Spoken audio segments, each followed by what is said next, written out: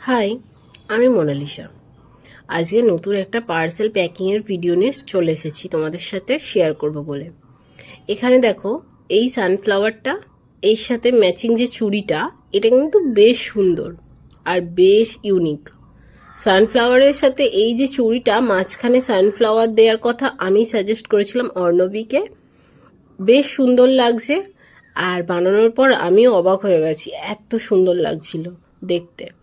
আর এই সানফ্লাওয়ারটার সাথে রয়েছে আরও একটা জিনিস, সেটা হলো এই ওয়াইন কালারের চুড়িগুলো। এটাও কিন্তু বেশ সুন্দর, আর এটা আমি আগেও অনেক কবার বানিয়েছি।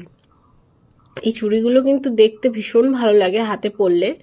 আর সাথে এই যে এই হারটা, যেটা আগেও তোমরা নিশ্চয়ই দেখেছো, এই হারটা অনেকেই অর্ডার করেছে, আর এটা অর্ণবীও অর্ডার করেছে। এই পার্সেলটা অর্ণবীর জন্য, আর ও সব কিছুর সাথেই ম্যাচিং চুড়ি নিয়েছে। দেখো, এই যে চুড়িটা, এটাও কিন্তু এর সাথে ম্যাচিং করে আমি বানিয়েছি, কালার কম্বিনেশনটা। আর এই চোকারটার সাথে কোনো দুল ছিল না, এর সাথে রয়েছে অর্ণবীর জন্য চুড়ি। ও কিন্তু চুড়িটা নিয়েছে, আর এই চুড়িটাও আমি এর সাথে ম্যাচিং করে বানিয়েছি। দেখো, হয়ে গেছে রেডি পার্সেলটা।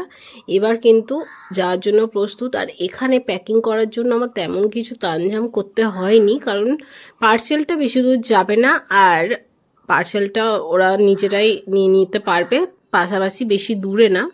তো ওই জন্য পার্সেলটা ভালোভাবে প্যাক করার কোনো ঝামেলাই ছিল না। আর এখানে আমি মোটামুটি সেফটির জন্য একটা বাবল র্যাপ দিয়ে দিয়েছি ওপরে, যাতে এতটুকু কিছু ক্ষতি না হয়। আর আমার এখানে সব থেকে প্রিয় পার্ট কোনটা জানো? প্যাকিংয়ের পরে এই যে এই স্টিকারটা লাগানো। এটা লাগানোর পর আমার বেশ ভালো লাগে আর খুব প্রাউড।